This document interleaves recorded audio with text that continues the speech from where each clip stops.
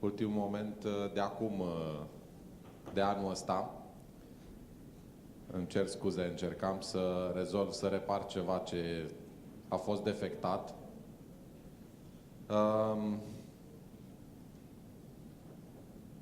Oare v-ați pus întrebarea care este motivul pentru care pe noi aici scrie organizator? La toți. E foarte bine pentru mine. Și știți de ce? Tot... Nu... Ba, surprinzător o plătești. Și pentru că ești organizator și te grăbești, chiar plătești mai mult, că o pui în fața aici. Mașina. Nu, e târziu să nu înțelegem greșit. E foarte fain pentru că îți dai seama în felul acesta tu ca șef că toți cred că ai muncit. Că dacă scria șef era clar că n-ai muncit. Și atunci veneau și ziceau ce mișto a muncit echipa ta și așa mai departe. Așa toți mă felicită pe mine. Mamă, ce ai muncit, ce frumos este, ce fain, extraordinar. Tot pe mine mă și ceartă. Dar ei nu știu de fapt că pentru tot ceea ce s-a întâmplat aici, cei care au muncit, și vreau să fac asta pe fundalul ăla pe care l-am ratat ceva mai devreme. Dacă dai numai un pic mai jos sunetul, dar să-l lași să fie. Cei care efectiv au muncit aici și care merită toate aplauzele voastre, cei care ați rezistat până la sfârșitul acestei conferințe, sunt colegii mei pe care aș vrea să-i prezint de la stânga la dreapta: Radu, Mădălina, Monica, Claudia, așa cum îi spunem noi, cum îi spun eu, Alexandra, de fapt e Beatrice, lângă Beatrice, dar de fapt e Alexandra, ceea care anul ăsta s-a ridicat la nivelul așteptărilor chiar peste, deci un fel de Serghei Bubka al conferințelor, nimeni alta decât Ana Maria. Dacă vreți vreodată vreun manager project și îndrăzniți să luați de la mine, vă riscați viața. De asemenea, lângă mama tuturor, a noastră, a voastră, nu o sunați pe ea, lăsați-o pe ea să vă sune că e pe banii noștri, Melinda. Și de asemenea, să spun așa, Mihaela este bunica noastră, pentru că tocmai cățeaua ei a fătat 4 cățeluși. Cine vrea și tu să vorbească cu Mihaela.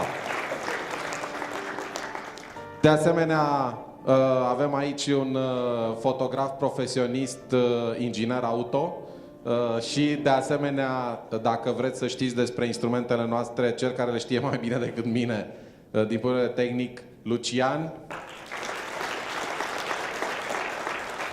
De asemenea, îl avem pe colegul nostru care a crezut că o să fie simplu cu filmarea, dar eu n-am vrut să-i spun că invitații noștri se mișcă de-a stânga de-a dreapta, de-a stânga de-a dreapta, și el deja a făcut așa, de când se duce acasă o să-i fluture mâna la cât a plimbat camera aia 2 zile. Dan, aici. De asemenea, avem în spate, și acum o să-mi fac eu mama culpa, dar cred că o să mă ajute colegii mei, Manuela și colega Adriana, Alina, scuze. Alina, pune cu mâna din cușcă de acolo. De asemenea, vreau să-i mulțumesc și colegului de la sunet. Știu că fac microfonie, dar este pentru că am o plombă și din cauza asta joacă în gură. Nu știu, sună tare ciudat chestia asta. Ne spui un pic cum te numești? Strigă tu de acolo. Mihai? Mihai. Mulțumim mult, Mihai. Am ratat pe cineva din echipa mea? Din colegii mei? N-am ratat pe nimeni. Am vrut să-i prezint înainte că știu că Derek e un foarte bun prezentator. Dacă vă plictisiți, glumesc, nu e cazul. No, I just said that you are the best speaker. Yeah. Am vrut să-i vedeți înainte pentru că ei o să înceapă să aranjeze lucrurile pentru final. Și pentru că am reușit să vedem și filmulețul și să vedeți că avem sunet, nu mă întrebați nici pe mine, nici pe Mihai care este motivul pentru care n-am avut sunet, pentru că nici eu, nici el, nici măcar acum nu știm de ce n-am avut sunet. Asta e science fiction. Vreau să îl rog să-l invit pe cel care acum 10 ani venea prima oară în România și era învățat să spună bună ziua într-un fel în care îmi cer scuze, dar nu pot să vă spun. Pentru că, I just try to explain how to say hello in Romanian language. It was your first visit in Romania 10 years ago, but it's not possible to say that now. No. Dar vă puteți închipui cu ușurință ce cuvânt groaznic l-au învățat prietenii mei pe... nu știu dacă puiul Leder este în sală. Nu este, este asociatul nostru. Ce cuvânt groaznic l-a învățat să spună când dă mâna și în loc să zică bună ziua, spunea cu totul altceva. Până a văzut că se îngălbenesc vreo 3 fețe. După ce s-au îngălbenit vreo 3 fețe, s-a întors la mine și a zis: cum se zice bună ziua în limba română? Și am zis: bună ziua. Aha. Și asta ce înseamnă cu săte? Păi asta înseamnă cam asta. Aha. Ok. Deiric McCann.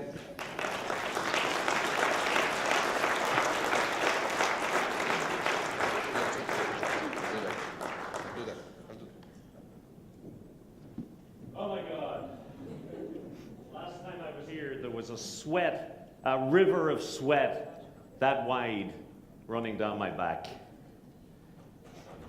But I'm going to try one more time because I'm really desperate to get something right.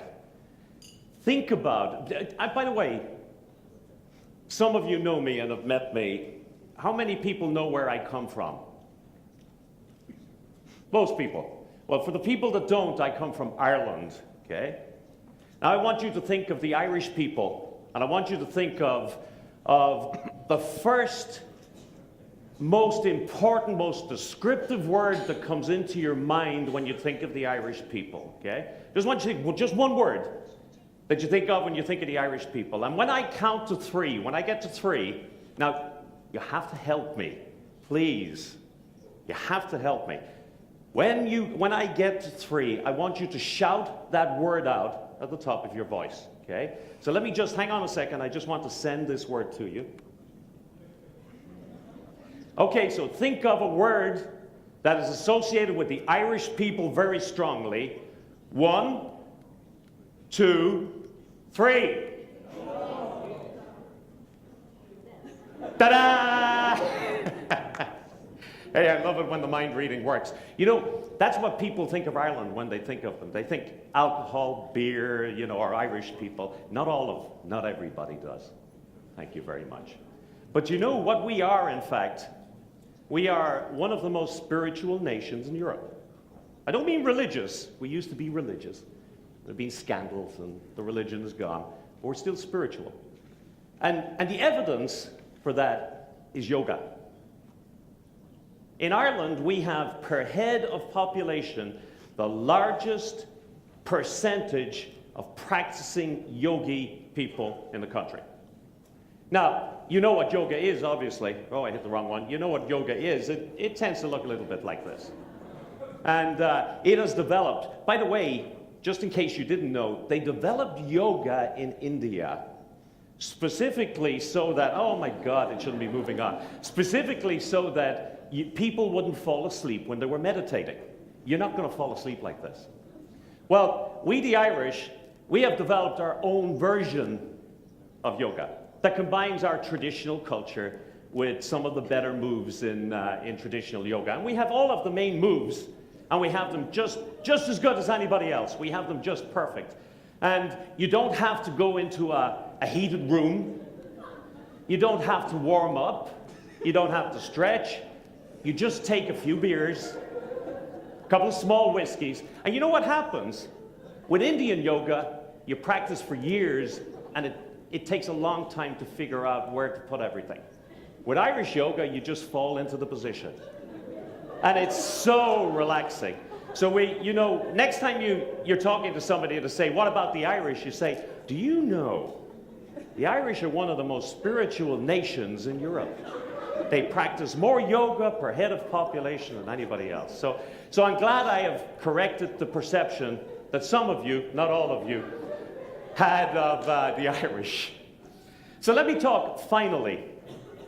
I want to do 2 or 3 things today or in this session. One is I want to talk about how does the HR department drive sales?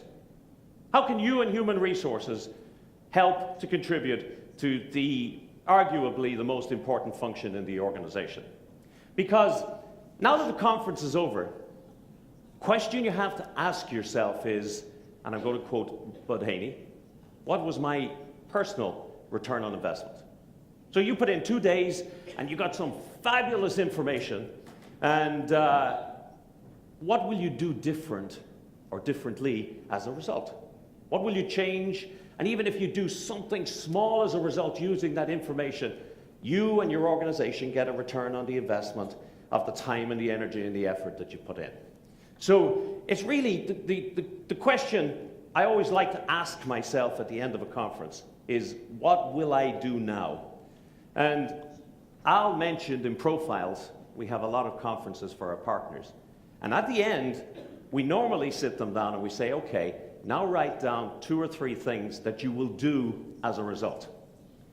And what I always suggest is, if you're going to do something as a result of visiting something like this, you need to do it almost as soon as you get to the office. Because otherwise, here's my pattern. I don't know about you. You come back, you say, oh, look at these fantastic ideas. I'm going to change this and I'm going to change that, and I'll just put it on the corner of the desk. And today is Friday, and I'll catch up on what I missed for 2 days. And on Monday, I'll start. And on Monday, there's 7 million emails in your mailbox and missed calls. And I'll leave it until Tuesday, Wednesday, Thursday, Friday, Saturday. And there's something magic happens. That pack goes down in the pile on the desk, lower down, and eventually it disappears off the desk and it's gone forever. Well, I'm going to suggest one thing that you can do that will have a big impact on your contribution to your organization and on the return in investment that you get from this conference. And that is, I'm going to suggest that you help your organization to drive more sales. Tell me, what does the S stand for? Sales. I telegraphed it. It stands for sales. You know why? Every country in the world, every organization, every culture value the salespeople almost like they're superheroes. And let's face it, salespeople say it, and there's not much wrong with what they say. They say, nothing happens until somebody sells something. When you sell something, oh, client service have something to do now. The accounting people have something to do. The marketing people have something to do, which is market the success so that they create an environment where we sell some more. And human resources have the opportunity to feed the right people in to keep that cycle going. Anybody who contributes to sales is a superhero. Because the simple reality is, an organization can do everything else perfectly. And if they don't sell, they don't survive. It really is that simple. There's an old English expression, I'm sure it exists in some form in Romanian, that says, if you build a better mousetrap, the world will beat a path to your door. It's rubbish.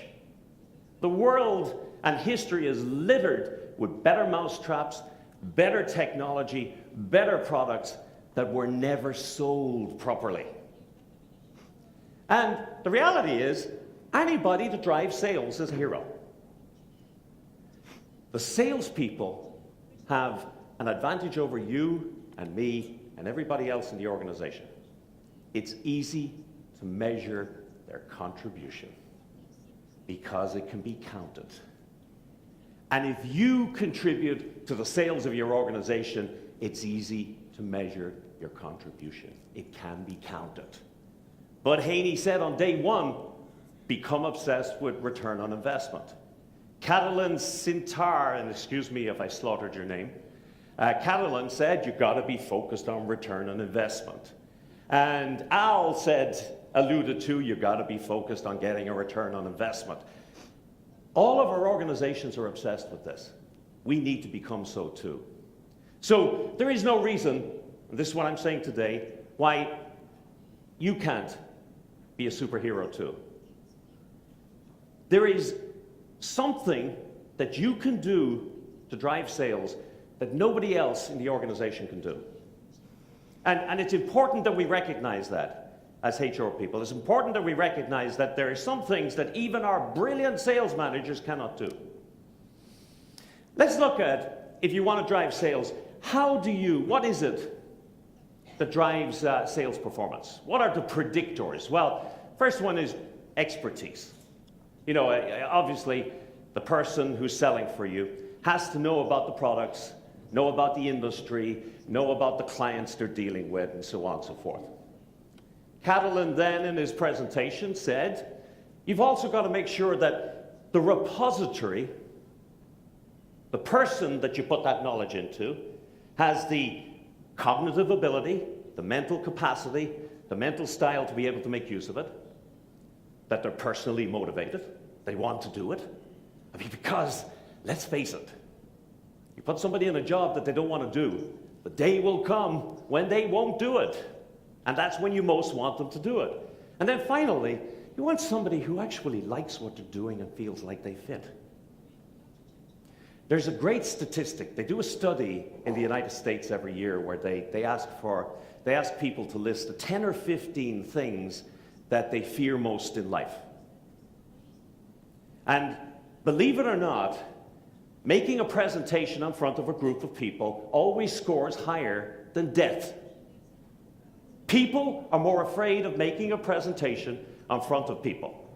More afraid. In fact, it means that if you go to a funeral, the person who's standing up, making the eulogy, talking about the dead person, statistically would prefer to be in the box. Okay? Now, if you take somebody who is one of those people who would hate just the idea of making a presentation, they hate it, and you give them my job, they'll wish they were in the box. And it's no different with any other job. There are things that you have to want to do in order to be successful doing them. So we have to match in terms of behavioral characteristics and so on. With salespeople as well, it's not enough to be potentially a good salesperson. You have to know how to sell. And a lot of you have a background in training and development. You know there's quite a science to the interaction that we call selling. So sales skills are important. And then finally, this is often underestimated, is just like a train needs a track to run on, a salesperson needs a track to run on. They need a process that says, here's what we do first, here's how we find our new clients, here's what we do next, here's how we service them, etc. Here's what companies tend to do well, the two that I just killed. It's easy to measure expertise, qualifications, experience, courses done, and most people have spent a lot of money because, did you ever notice the sales department has more money than your department? Have you noticed that? Ireland is on its knees economically, and I live about a mile from one of the most expensive golf clubs in Europe, the K Club. Every day, every week, it's full of salespeople out there entertaining. Sales departments have money, and they spend a lot of that money on creating the process. And that's where, for the majority of sales managers, their understanding of how to create a winning sales team begins and ends. They don't know, for the most part, about this piece in the middle. That's where you and I are uniquely equipped to help. And paraphrasing, really, we're saying that for success in sales, first, get the right people in the sales jobs, and secondly, get them doing the right things. Because you can have somebody who is potentially the best salesperson in the world, and if they sit on their backsides in the office and they do nothing, they won't sell. So you got to know, one, are they the right people? And two, are they doing the right things? Over the last 3 or 4 months, we released 2 tools that are designed specifically to focus upon what we have found is the area that people like you and I can have the most impact upon, the sales department. We've developed 2 tools that are specifically designed not by theoreticians, but by practitioners, by people who have worked with tens of thousands of salespeople, with thousands of sales teams, to help them do exactly what we spoke about there. And it builds into just a very, very simple 2-stage process. Let me ask a question. How many people here, and Al asked it, and I looked away at the wrong moment, are familiar with Profile XT and things like that, and have used it? Okay, there's a selection of folks. And by definition, the one that's hands didn't go up are not familiar with it. Over the last couple of months, we've introduced, and our clients have started to see appear on their systems, new tools that allow you first to get the right people, and second, in sales teams, to get them doing the right thing. Now, this is something which, if you've seen our Profile XT, it's very familiar to you. So I'm going to go through it very, very quickly. Just for the sake of the people who haven't seen our profile, I'll talk about what it does. It analyzes the same 3 dimensions, the Catalan Cintar, correct? Cintar, Catalan Cintar, spoke about. You've got to want to do it.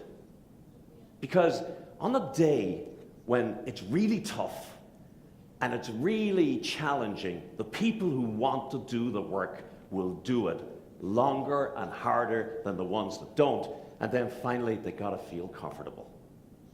And if you are one of these people who stands up in front of a group of people and you think, I hate this, well then you don't want anybody putting you into a job where that is your job 7 days a week. So we'll look at that, but here's what we've done. We took the PXT, for those of you who are familiar with it, and we sales-ized it. We targeted all the same technology, but we introduced some new elements. One of them, which gets me very, very excited, is we analyze the candidate to look at their capability, their potential, and I love this word, to deploy 7 critical sales behaviors. These are essentially, you look at these are essentially, in some combination or other, descriptive of the majority of things that salespeople do in the broadest sense to be successful.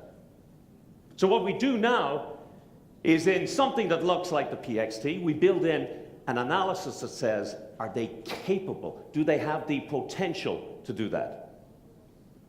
Now, I'm not going to talk about scales and all that sort of stuff. I want to give you concept. And really fast, the best guide we always have on a sales force to what sort of salespeople we need are the stars.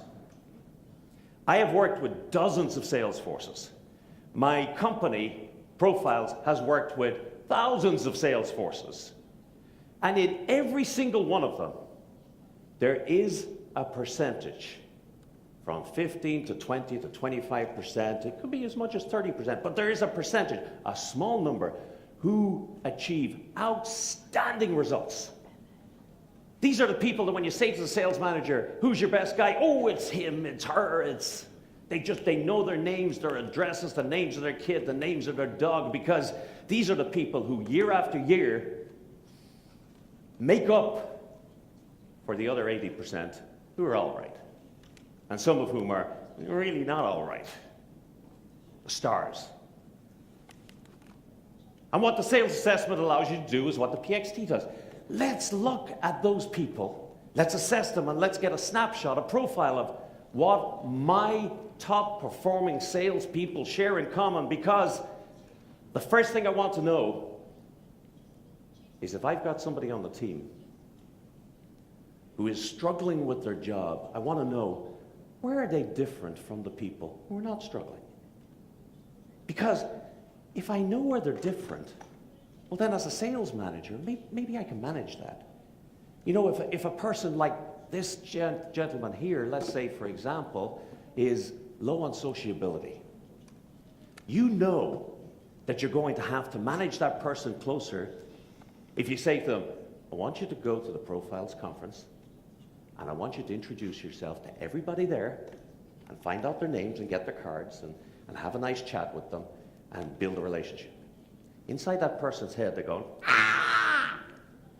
That's their idea of hell. So what do? Either you help them manage that by skill them up so that they have a process or a technique. You help manage them. You pair them maybe with somebody who's good, who goes to the networking event with them and they work alongside them. But here's the point. If you make no change, if you keep doing what you're doing, you keep getting the same results. So with the people who already work there, you can analyze them. You can say, hey, what can I do to manage these folks so they find it easier to get the same results as the top people? And here's the jewel in the crown. When a salesperson walks in on day one, you say, do they have the same combination of attributes that make my top guy successful? Would I be safe in saying that everybody, let me ask for a show of hands, how many people here could say that they are expert interviewers? Okay, let me try, because you're all being too modest. Let's modify. How many people here are interviewers?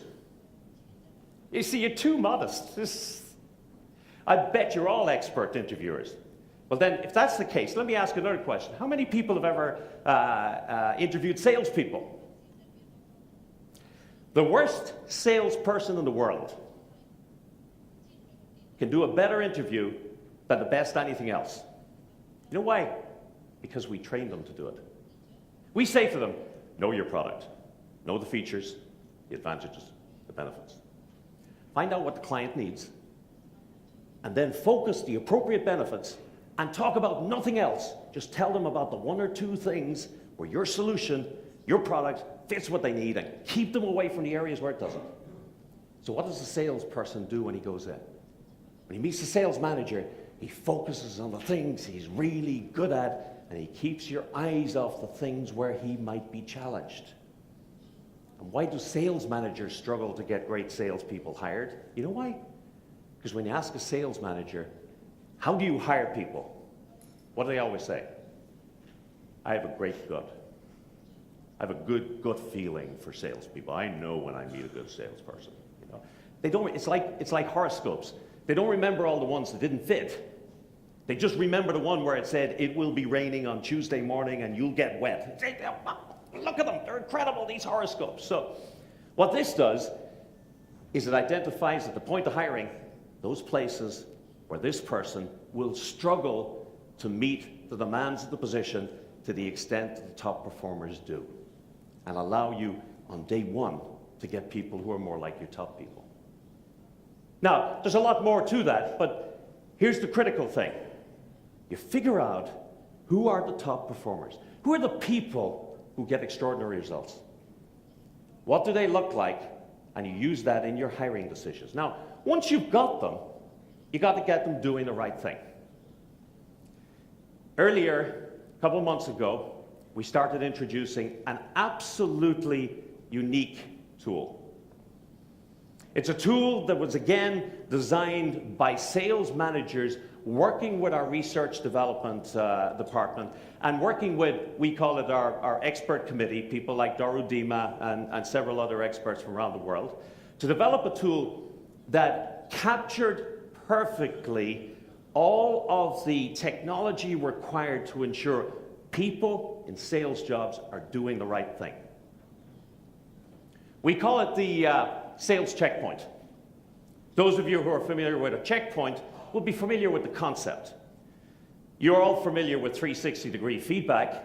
We talk about 180-degree feedback in selling.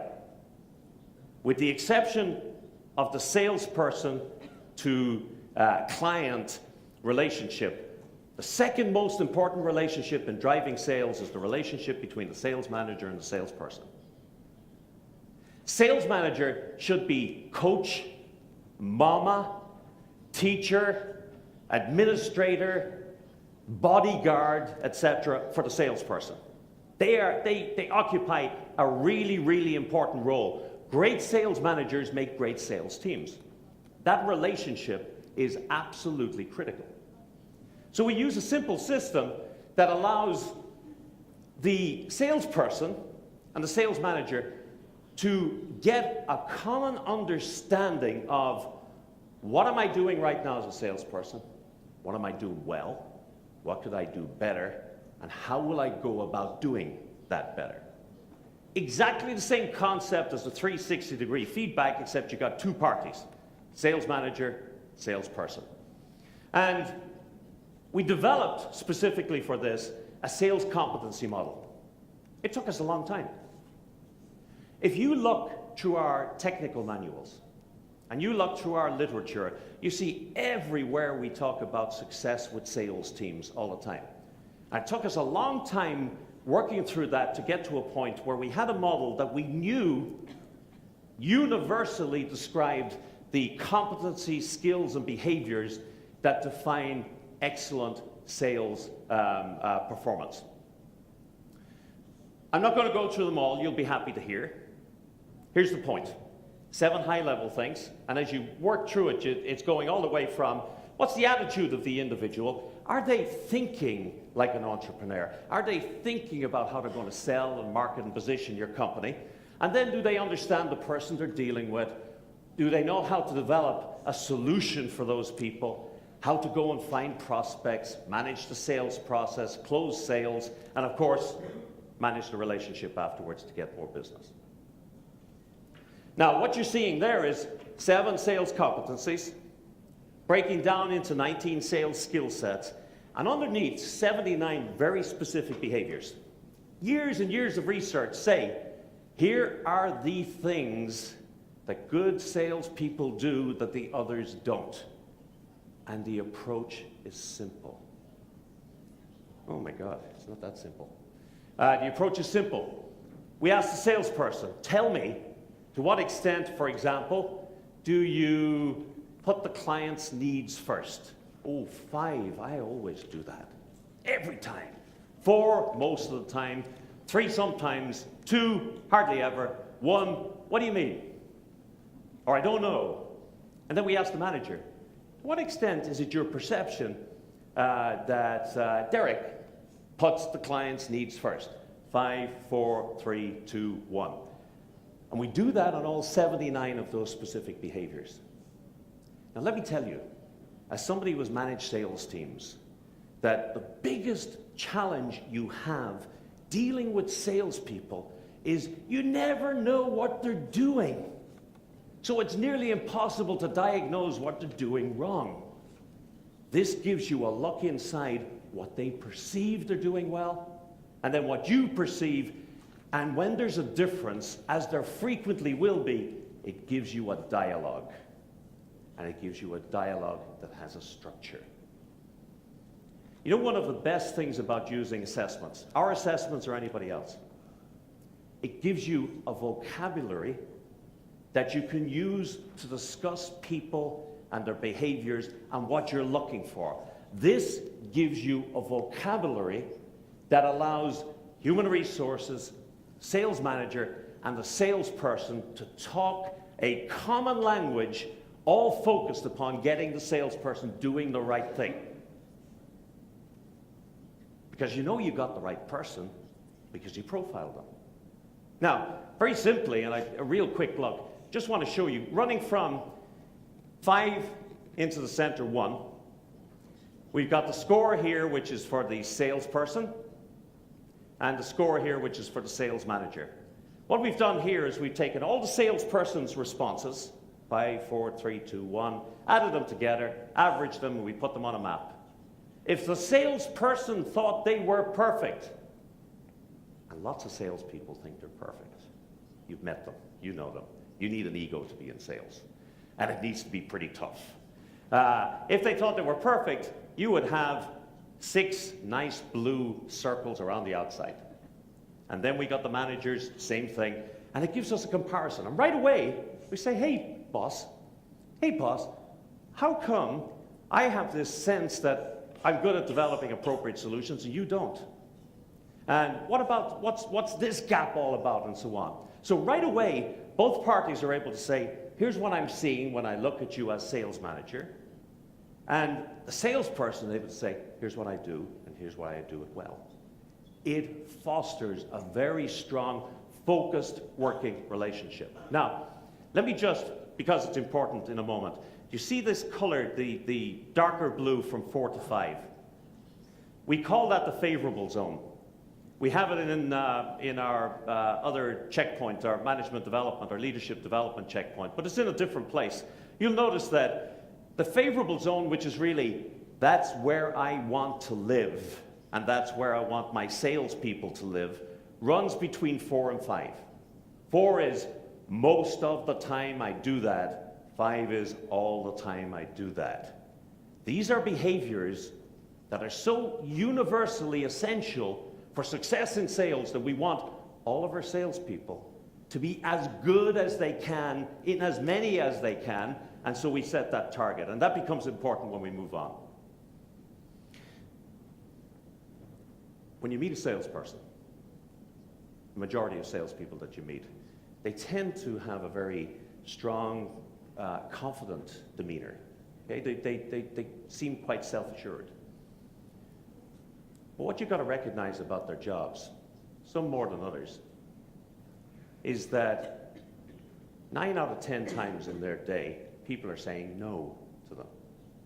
They're going out and they're saying, hey, I've got a wonderful new widget. Would you like to buy it? No.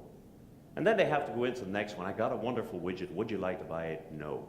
And their sales manager tells them, our statistics say we have a 1 in 10 hit rate. So don't worry about the 9 no's, because every no gets you closer to a yes and all that sort of stuff. But let me tell you from personal experience, you get a run of those no's, it hurts. You get worried. Your self-esteem starts to dip. One of the best things you can do for somebody in that situation is tell them all the wonderful things that they are. And what we start off with is we start off by saying with the sales manager, hey, here is what I see you doing well, I beg your pardon, ranked from really, really well down to could use some improvement. None of us get enough feedback that says, God, you're great at that. And this is the manager observing and saying, you're really strong at that. And the salesperson is saying back to the manager, here's where I perceive myself as strong. Here's where I perceive myself as having development needs. My mom always used to, when she gave us, when we were kids, she used to give us cod liver oil. Did your parents ever give you cod liver oil? No? It's the most disgusting crap you ever. It's absolutely awful, and it's supposed to build up your immune system. And she'd give you a cod liver oil, and then she'd give you a sugar lump. So you'd be there like that, and she put the spoon in, and immediately the sugar lump went in. People can take this if you give them a sugar lump. Here's the sugar lump. So you feed back to people, here are the things you're doing well. Keep doing them. Here are things you could improve on. Oh, thanks, boss. So you think I'm pretty good on that? Happy to improve in that area. No problem. So you give them a graphical picture of it. Here's a major problem. Most of the teams, the sales teams that we deal with, on day one when we go in, we find they tend to be really professional. They've done a lot about getting the right people. They do a lot of great training.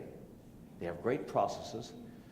But very frequently, there is a completely different perspective on what a salesperson should be doing when you talk to the sales manager and you talk to the salesperson. They are just poles apart. So on day one, when the salesperson completes this, we say, here are 19 skill sets. We know they're all important. Think about your job and tell me, which 6 do you think are absolutely critical success factors? What are the 6 skill groups that are absolutely critical for success in your job? We ask the manager the same thing. Now, here are the 2 extreme possibilities. One is, I'm the salesperson, I pick 6 skill groups, and my manager picks 6 completely different skill groups. What does that tell you? They don't see the same job. They don't see the same challenges. They're not thinking, they're nowhere in the same ballpark. The other possibility is my manager picks the same 6 as I do. Now, that makes me feel good because I know now, she's looking and she's understanding it's important that I prospect well because things are tough in my territory. It's important that I nurture relationships because we need to get repeat sales. We're aligned. It means that when my manager thinks about what do I need to help me sell, because she's aligned with the real world that I live in, she's going to be more effective managing, coaching, and mothering even me. And this is what we do. We do an analysis. First thing is the extent to which each of your salespeople is aligned with their manager. That's critical. If they're misaligned, it doesn't matter what they're doing. A salesperson who is misaligned with their sales manager is like an intercontinental ballistic missile with no guidance system. It may fly really beautifully, but it just won't go where you want it to go. It's essential that they be aligned. So that's a critical part of it. And then we look and we say, hey, looking through our 2 eyes, what do we see are the relative strengths, relative development areas that we have? And all the time, we have a report which is feeding back both to the salesperson and to the sales manager. Here's my perception on you as a salesperson. Here's your perception on, or I beg your pardon, on entrepreneurial approach. Here's your perception. Here's mine. Here's yours. There is opportunity for discussion. These arrows mean there's a gap. It means we have a different view of the world. What could that be? Well, we have to go a little bit deeper. So what we're looking all the time here, we're not looking at their personality. We're not looking at their interests. We've done that already. We know we have the right people in the right job, or we know there are some gaps we have to manage. We're saying, what are they doing day to day? Is it the right thing? Are they doing it well enough? Do they need support, coaching, and so on? Here's another great way of cutting through this. One of the biggest challenges dealing with salespeople is we keep them busy. Your salespeople, I presume, have targets. They have to sell. They have to achieve some sales in their month or their sales period, whatever it is. Trying to get them focused on developing and training themselves and so on and so forth, it can be a challenge. So you have to be realistic. You have to say, what are the 1 or 2 areas that if I focused on developing these with Deiric would have the biggest impact on the business in both of our opinions, me and my sales manager. So on day 1, when we ask the salesperson and the sales manager to identify the 6 areas that are most critical for their success, we collect information that allows us to determine where they should focus. For example, here, the manager said, it's really critical that Deiric use feature and benefit type solutions, that he offers solutions by communicating the product characteristics, etc. And then the system analyzed the scores and it said, oh look, not only is my score as the manager below the favorable zone, but your score as a salesperson below the favorable zone. Now that's that's supposed to be an alarm sort of thing. That's an alarm bell. That's hey, we got to do something about it. So we put a tag on it. It says, focus. So in the report, they'll always pick out 1 or 2 areas and says, if you do nothing else to improve your commission, to improve your sales, focus here. Now, I should have given you a magnification, but we also give them a little bit of a stroke. There you go, good guy. Good, attaboy. Where anywhere that the salesperson or the manager has selected a critical skill group and said this is important, where both of them say it's into or above the favorable zone, we say there's a talent. Ooh, you think so, boss? Yeah, you're great in this particular area. You know what's good about that? You, in HR, and the sales manager get a sense then of, oh, so Deiric's really a very good closer. And Finn is a great prospector, and this person here is a great solution person. So you get a greater sense of What do they do really well? And so we identify the talents, and nobody ever objects to us when we say, you got a talent in this area. And because the little sugar cube helps the medicine go down, they don't have much problem with the focus either. So we dig down through all that information. And ultimately what we feed back, besides that overview information, we give a snapshot of every one of those 79 behaviors. And because it's filtered by those areas that the manager and the salesperson said were critically important, we could say, where am I really having a challenge? And you can see the manager here says, hey, determining the benefit for identifying, or by identifying features important to the prospect, you got a challenge here, Deiric. And you know what Deiric said? You know what, boss? You're right. Excuse me. You're right. And so you get this very easy way of focusing in on what are the specific things that if I change them would help me to improve the sales of the people that work for me. And for the salesperson, what will help me improve sales. Here's the biggest thing that goes wrong in sales teams with training. We tend, for the most part, to buy off-the-shelf training packages, and we use a one-size-fits-all approach. So the whole sales team is brought in for whatever is the latest sales training program, and everybody gets to do everything. And you know what the real tragedy frequently is? People who are doing some things really well, they stop doing them and they start doing them a different way. And they lose performance as a result of it. With something like this, oh, beg your pardon, sorry. With something like this, you can target specifically, what do I need to get Deiric doing? I don't have to put him on a 3-day program. I just have to figure, how can I help him with that specific behavior? It's targeted. It's nice because then the sales manager can hold them accountable and help them develop in that area. Because when we get to the back end of it, we pull all of that forward and we say, what did the information tell us? What is Deiric doing really, really well? Let's have a look at that, in fact. What do we both see Deiric is doing really, really well, his mutually selected strengths. What are the ones that I see him doing really, really well? And let's go down the end. What are the areas for development? Where could he do with improvement? Targeted specifically. And then we say, and here's how to do it. Imagine you went to a dentist and you had a sore tooth, and she put you into the chair and tilted you back and said, ah.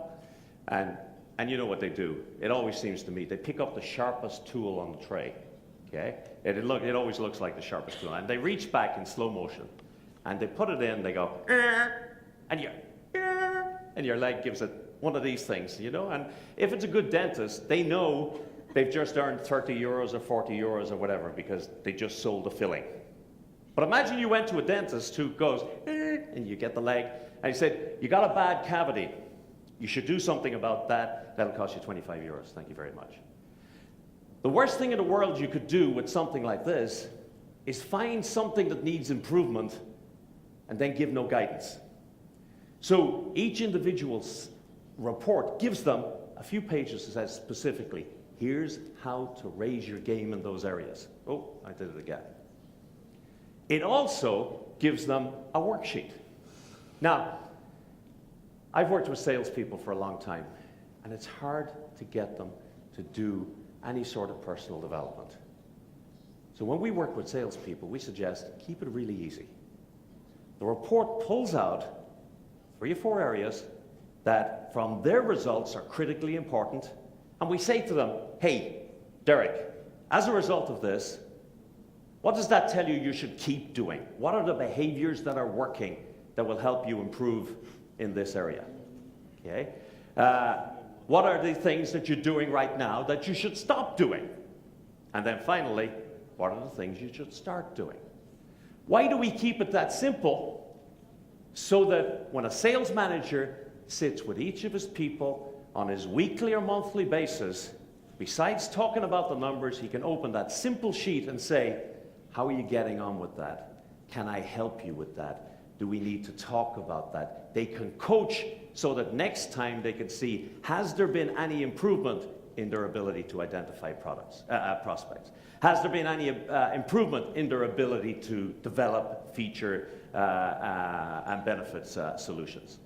So it's holistic. It starts with the individual and the sales manager, individual salesperson, sales manager, looking at what's being done.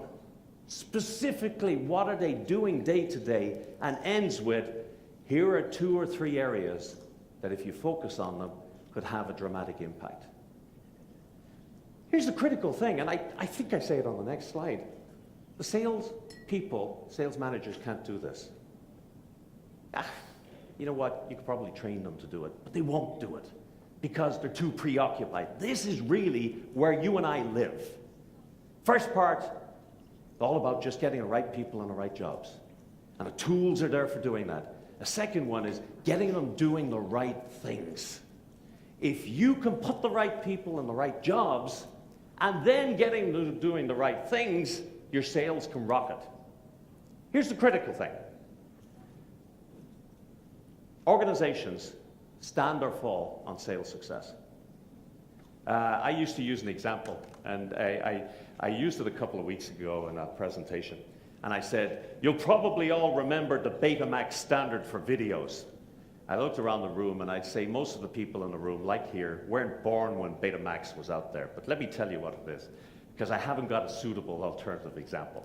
When video cameras first came out, there were 2 or 3 standards. One that was Sony Betamax. It was much better than VHS. But VHS became the dominant standard and Betamax disappeared. Because the people with the VHS did a better job of selling it and marketing it. So organizations stand or fall on the ability to sell. Salespeople, more than any other positions, because they are measurable, because their results are measurable, stand or fall on the fit to the job. But you can get what Marcial Losada called great potential by putting the right people in the right jobs. And if they don't do the right things, even though they're the right people, they'll either fail or won't reach their potential. You got to get them doing the right things. Good news, you can profile them, get the right people in the right chairs, and then help your sales management to monitor and work day to day to see that they're doing the right things. And this is something that only we can make happen. Your sales manager cannot do this. Now, at the beginning, I said that the conference is over, what are you going to do? I said I'd suggest to you one thing you can do. It's actually 2 things. First, take action now. Don't believe you're going to do anything next week. Because if there's anything going through your head that you're excited about, the weekend will kind of settle that down a little bit and other things take over. So if you're getting excited or you're thinking, God, I could have an impact on the sales department, I'm saying, challenge yourself to take action now. When I first did that bullet, I said, I challenge you to take action. And I thought, you're sitting there at the end of 2.5 days thinking, I don't care what you challenge me to do. So it's, I think the only challenge that's going to be successful is the challenge that you place upon yourself. And here's what I would suggest you do. You go and you meet your sales manager. And you say to them, hey, tell me, between the top group and the bottom group, is there much of a difference? And I just couldn't find the symbol for lay on the machine. Is there much of a monetary difference in the performance?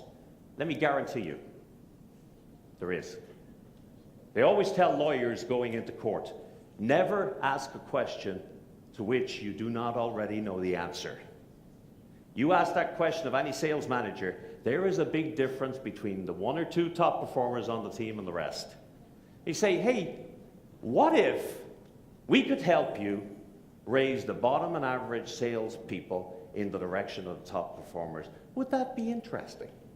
Now, if they answer no, there's something really wrong, and start thinking about the next sales manager you're going to put into that position, okay? Because the fit is really off. Because if you say that to any sales manager in this current climate who's focused on getting results, they have to say, yeah, I am, well, you know, yeah. They'll be cautious but the answer has to be yes. And then show them this presentation. Just walk them through. Just show them, all we do is profile your best people. And then we just help you to get them doing the right things.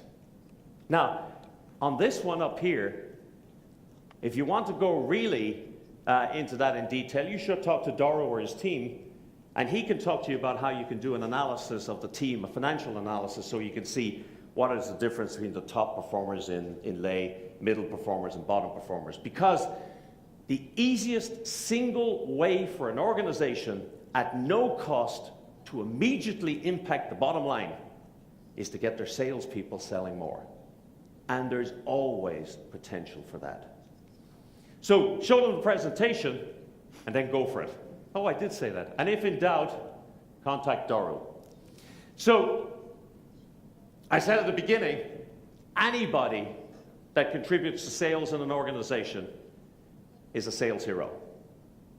But Haney said in the beginning, try to do projects that raise the profile of your department so that you find it easier to get the budgets for those projects you really want to do. You want to measure return on investment? One of the easiest places you can impact that you can later measure is the sales department. So be a HR sales lead or a HR sales hero. And that's it. So, as they said to me in my presentation training, who has the first question?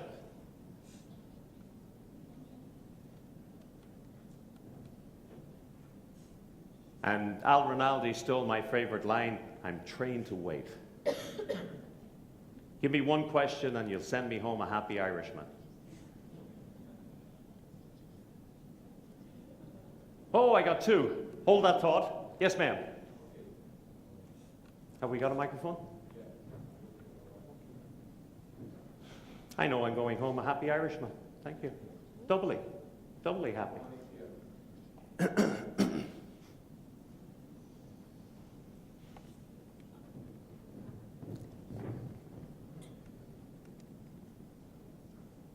Only because you want to be a happy Irishman, that's why.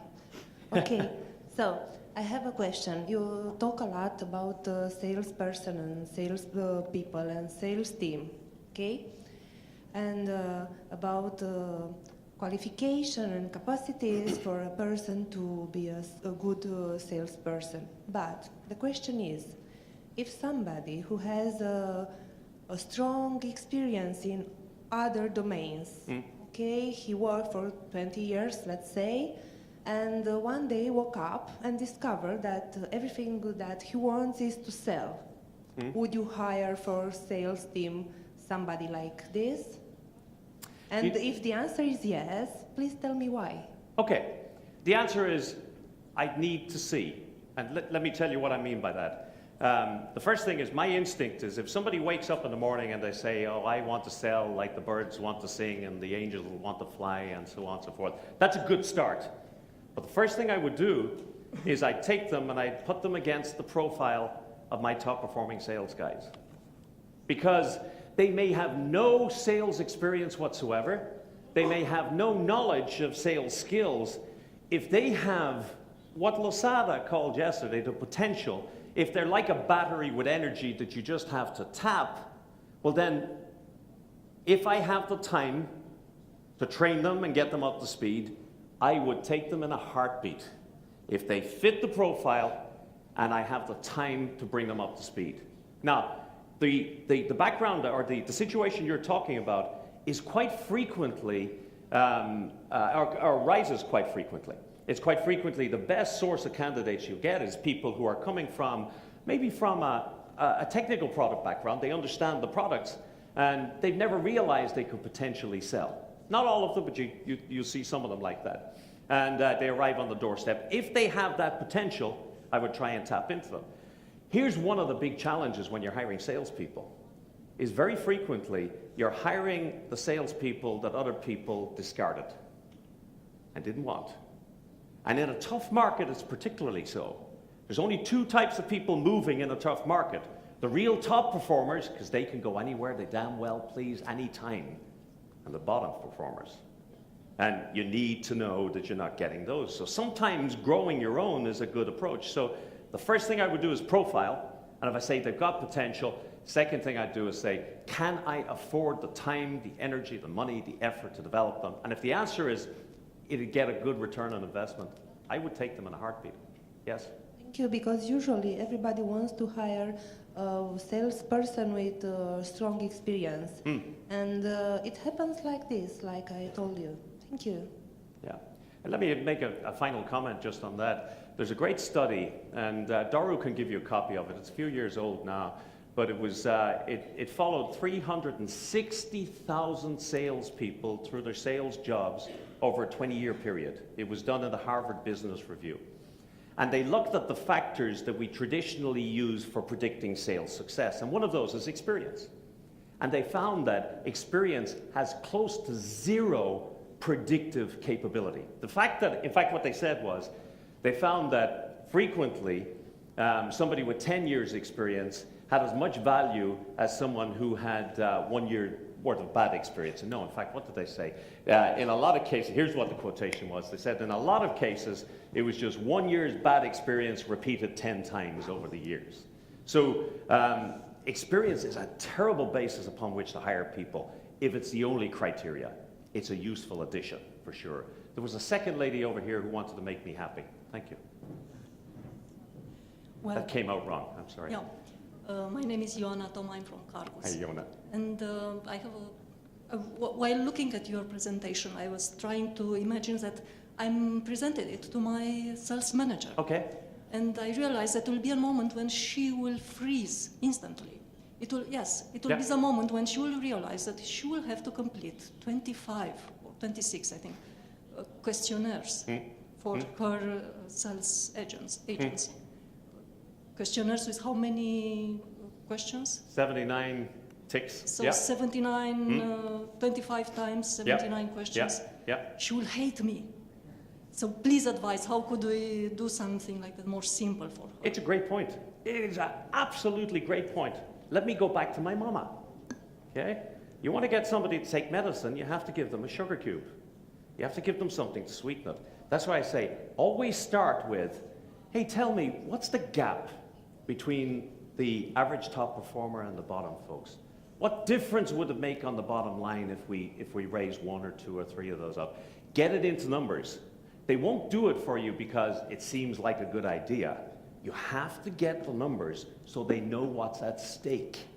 Once they know what's at stake, once you analyze what difference would it make if we raised even 2 of these people up 3 or 4 points, then they become more amenable, agreeable. But the other thing is, they don't have to do they don't have to do the whole 25 all at once. Hey, start off and, let's do 5 for now, get it up to speed, and why not start with the ones that are giving you the most pain? Start with the ones that are struggling. Because I guarantee you, they want to know what's going on with Doru, who just can't sell his way out of a paper bag. Not you. So they want to know with those people, so start there. And once they get a taste of the success and the potential, then you've got them. But I wouldn't walk in and say, hey, look, I got a great idea for you. I want you to complete 25 of these. It's only going to take you 15 minutes each or 12 minutes each. That's not the way you start. Start where they live. They live with money. They live with numbers. And if you can't do that, and if you're not comfortable doing that, talk to Doru's folks. They do it all the time. They know exactly how to help you quantify that. Find the pain. Stick the tool into that tooth of the sales manager and get their legs shaking. Thank you very much. Thanks a million. Appreciate that. Yes, ma'am. Yay. Mama, I got 3 questions. Okay, so I have a question regarding the objectivity of the answers. Yeah. How can you know if the sales manager answer objectively to all questions, or maybe there is something like sympathy? I like these people, so I rank him high. I don't like it, so I gave him. Yeah. There is a problem here. How can you manage this? The thing with surveys, you're absolutely right, is they're always subjective. Here's my perception, and that's the critical word. salesperson's perception of what they're doing. Here's the sales manager's perception of what they're doing. Here's my perspective. It's very simple. It's in a subjective system, even becoming less subjective, more objective, having a structure where you have a structured dialogue between two people is going to move you forward. So the sales manager, here's an example of what happens more often. The sales manager doesn't know. You say, to what extent does he put the client's needs first? You don't know. So they do two things. Let's say in your situation, I don't like this guy. I'd say he's a 2. All right, she's lovely. I've always liked her. I'd say she's a 5. And then when Deiric goes in and scores himself, you're either going to get them on the same page or you're going to get a gap, but you've got a conversation, you've got a dialogue. Here's what always happens. Some of them will go in opposite directions, and that gets your conversation started. Honestly, any data, even data that has an amount of subjectivity in it, is better than no data when you're dealing with something like this. So it's a great question and a great challenge. Hey, number 4.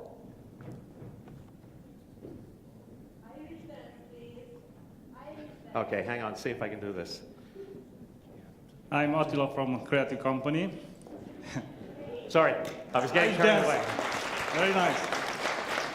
Let me tell you before you do your question. Last Friday, I got married last Friday. And I really did. You're looking at me saying, you're too freaking old to have gotten married last Friday. No, I really did. And Doro was at the wedding, and he was doing Irish dancing. I swear to God. And he does it well. He's not even listening. And he does it really, really well. Anyway, your question.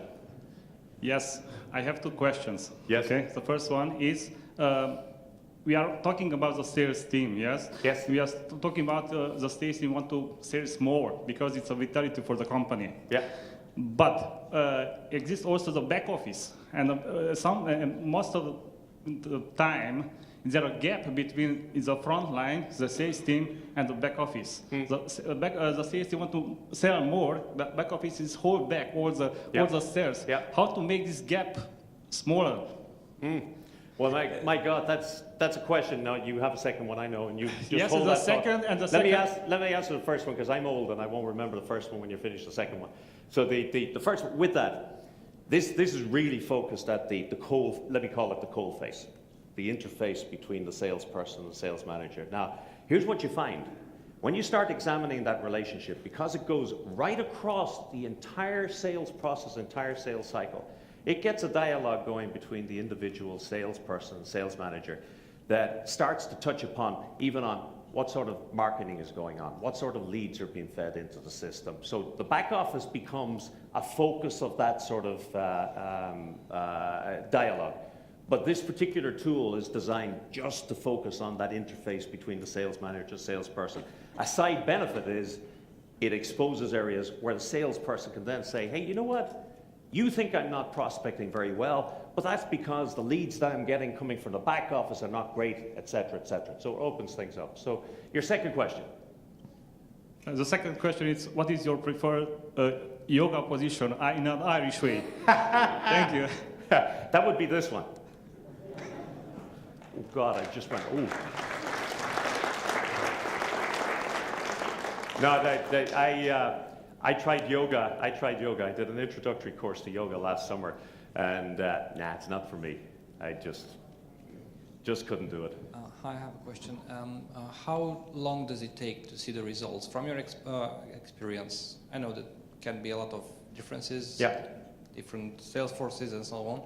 But how long does it take to see the results after you do the assessment? After you go through the process. After you go through the process. Well, what we normally do is we rarely, very, very rarely go back less than 6 months after we've gone through the first process, because what we're doing is we're taking the temperature at a point in time, and then we're making some changes that we hope change some behavior, and then we're going back and taking the temperature again. And even in a 6-month period, because sales is it's so behaviorally based that if you identify 1 or 2 things that can change, you can start to see, depending on the environment, the product, the sales cycle, you can start to see things go in the right in the right direction, sometimes spectacularly so. It's all down to the extent to which the salesperson, sales manager engage, the sales cycle itself, the size of the job to be done. But here's something I guarantee you, and this is, it's almost Buddhist. It's almost Buddhist in nature.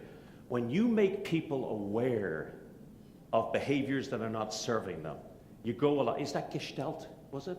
Awareness is, I can't remember. Who were the psychologists in the room? Was it Gestalt who said, or the Gestalt theory that says that awareness is halfway to cured or halfway to change?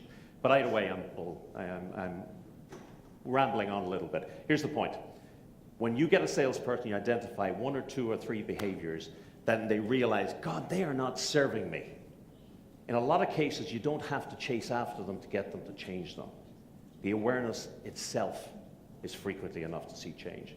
You'll see change in some situations after 6 months, after 12 months, and so on. But it's a question of it has to be kept rolling. Thanks.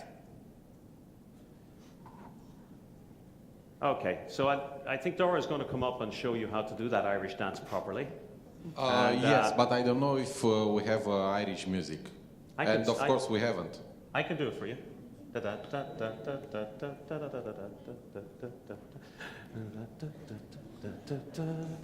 He was, I'll tell you, with 3 beers inside him, he's great. This is something like Romanian folk music. Yeah, a like little bit. Sârba, say Sârba. Silba. Something like that. Okay. Thank you very much, and thank you for the questions. Really appreciate it. Thank you.